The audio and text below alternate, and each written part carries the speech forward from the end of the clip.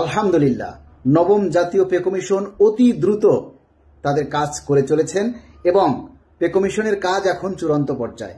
আমরা আশা করি অতি অল্প সময়ের মধ্যেই কমিশন তাদের চূড়ান্ত রিপোর্ট জমা দিবেন বলে আমরা আশাবাদী। আজ অর্থ উপদেষ্টা মহোদয় একটা সভায় বলেছেন যে পে কমিশনের বিষয়টা আগামী সরকার এসেও ইস্যু করতে পারে। শুনুন। পে কমিশনের ব্যাপার আছে, সেটা আমরা এখন কিছু বলতে পারি না, কারণ ওটা দেখা যাবে সেটা কতদূর যায়, সেটা আগামী সরকারের দিকে, আগামী সরকারই হয়তো সেটা ইস্যু করতে পারে। ইস্যু করতে পারে তার মানে এই সরকারও দিয়ে যেতে পারে। এই সরকার যে দিবেন না বা দিতে পারবেন না এ কথাটা কিন্তু একবারও বলেননি। ওনারা বলেছেন যে পে স্কেলের বিষয়টা পরবর্তী সরকার এসেও ইস্যু করতে পারে। একটা কথা তো আমাদেরকে বুঝতে হবে, পে স্কেল বাস্তবায়ন করতে গেলে বিশাল একটা অর্থের বরাদ্দ রাখতে হবে। সেই অর্থের বরাদ্দটা যদি এই ডিসেম্বরে সংশোধিত বাজেটে রাখা যায় তবেই পে স্কেল বাস্তবায়ন করা এই সরকারের আমলে সম্ভব হবে।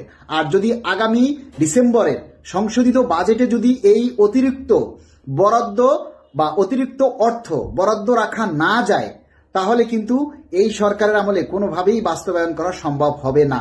তাহলে কিন্তু আমাদের পরবর্তী অর্থ বছরের উপরে নির্ভর করতে হবে এবং সেই অর্থ বছরে যেই সরকার ক্ষমতায় থাকবে সেই সরকারকেই তখন বাস্তবায়ন করতে হবে। তবে আমরা সরকারের কাছে দাবি জানাই যে আপনারা এই সংশোধিত ডিসেম্বরের যে সংশোধিত বাজেট হবে এই বাজেটেই যাতে আপনারা এই অর্থের যোগানটা দেন এবং এই অর্থের বরাদ্দটা রেখে সরকারি কর্মচারীদের এই নবম পে স্কেল আপনারাই বাস্তবায়ন করে এদেশের সকল সরকারি কর্মচারীদের মুখে হাসি ফোটাবেন।